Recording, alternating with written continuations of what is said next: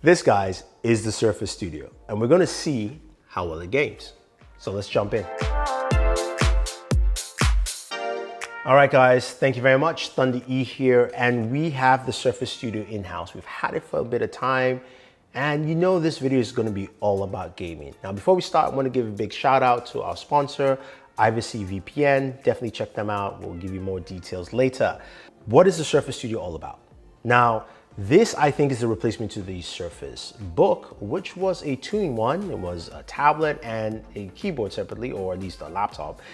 But this takes things to a very different level. Now, on one hand, you can put it into a laptop mode, and it's a laptop. It feels like a solid laptop. You know, you've got a nice keyboard, great trackpad, by the way.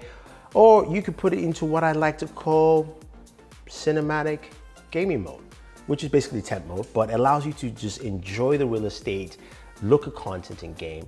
Or you could tilt it back down and drop it into tablet mode and use the pen or just view content, whatever you want to do, start writing, you name it. That's cool. That's what Microsoft likes to do with Surfaces. But I wanted to see how well the Surface games and how well the Surface is for consuming content. Now, I've used it for about a week roughly, and I have to say though, it is quite versatile.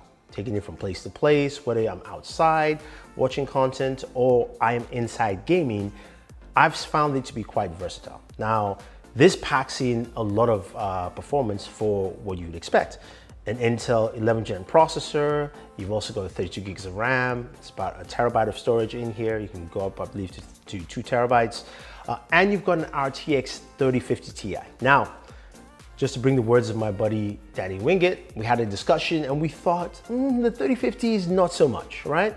But I might be wrong. I might be wrong with that assumption of what the 3050 can do. But before we even move forward, let's talk about this display and what we can do for entertainment. It's a 120 Hertz display, which means your gaming is going to just look better. And also your viewing content will be great. Speaking of viewing content though, now, if you're thinking of watching shows like, say, What If or Squid Game, and maybe you're in a different region and you can't access those shows, this is where our sponsor here comes into play, which is Privacy VPN. They're a great service which has a quick one-click access, allowing you to get into the servers you need to.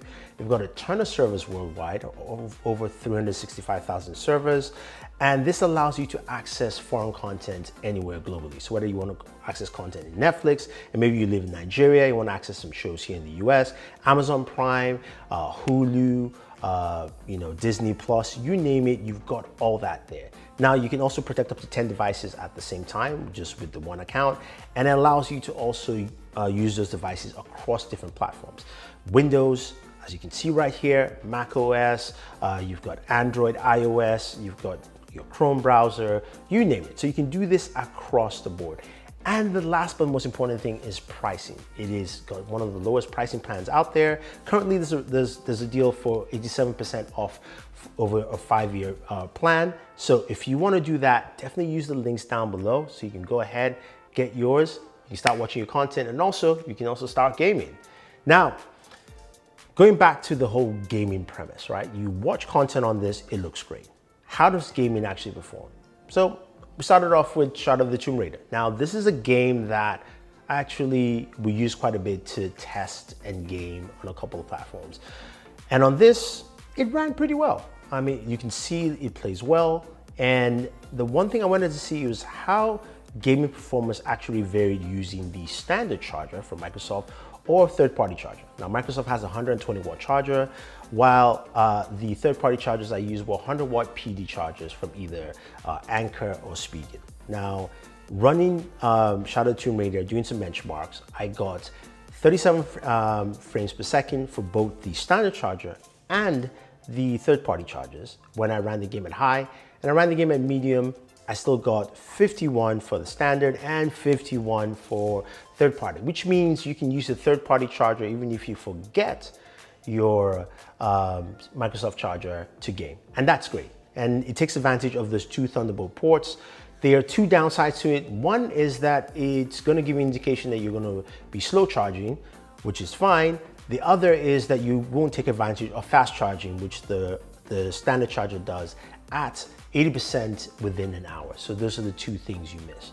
But back to that full gaming experience, what I found just moving from game to game is that this system can actually play games well. So we played some Call of Duty Warzone. Warzone ran at between 49 to about 55 frames per second, and it ran well. I mean, honestly, there were limited hiccups, and it just was pretty smooth gaming performance overall. We moved over to Doom Eternal. Doom Eternal was the same. Ran Doom Eternal on medium, and we got about 110 frames per second, which was great. And again, with that kind of fast-paced action, you really want that. Plus, taking advantage of that 120 hertz display really showcases how well it games. And I can't stress enough how much I like to game in the tent, or should I say cinematic gaming mode, where you're really just jumping into the display and gaming as much as you want to. Microsoft has also talked about Xbox Game Pass and how that's integral to gaming on PCs with Windows 11. So we went ahead, we downloaded Game Pass, installed, we made sure we also downloaded Gears 5. We could play that through the cloud, but wanted to see the performance of a game from Microsoft directly on there. And Gears ran really well. Benchmarks gave me about 62 frames per second on average, but my gaming experience, I got up to about 90 frames per second, which was good. Now, granted, this was more limited, not some of the open world areas, but we got a solid gaming experience. So, with that said though, it means that this can game pretty well. You know, it can do well with all of the games we've downloaded, and also can do well with the cloud games like Jedi Fallen Order, which we played off Game Pass Cloud, as well as Injustice, which all ran well 1080p gaming. The only one game that didn't run well was Cyberpunk 2077. No one should be surprised about that. Ran about between 21 to 27 frames per second, and it just wasn't that playable. So that's the only thing, but honestly, I don't think anyone would care about that. Temperatures, however, did go up to about 110 degrees. My range was between 108 and 110, which is acceptable, especially for a laptop like this. Sound here was impressive. Microsoft has done a really good job with building a sound system and sound echo chamber that is impressive, from tweeters on the side to, from subwoofers on the side to tweeters flying through the keyboard, which you have to take a listen.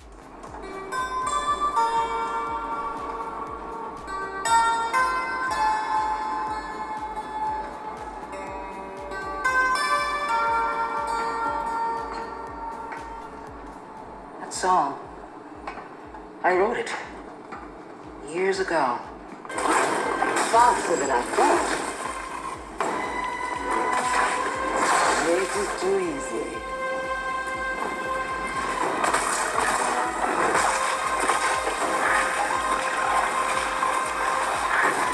Incoming.